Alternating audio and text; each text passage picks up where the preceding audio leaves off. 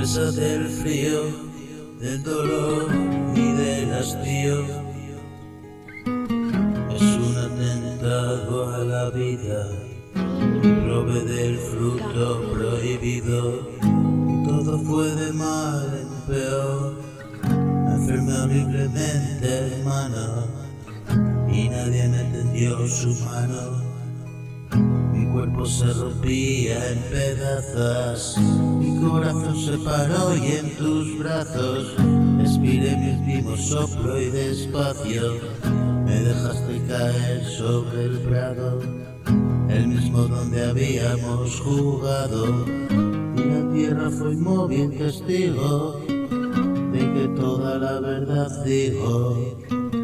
Cuando digo que en contra se pusieron las cosas por haber sido tan necio y víctima de esa necedad y no practicar la bondad, karma me devolvió la patata caliente, qué horror.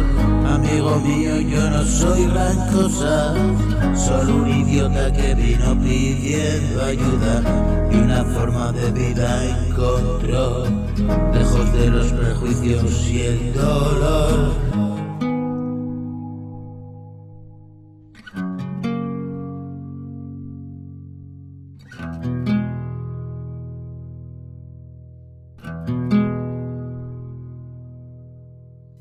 Una hermandad de iguales que me acogió, todo un sinfín de amigos me abrazaron. Siguen conmigo hoy y otros van llegando, desesperados como un día llegamos.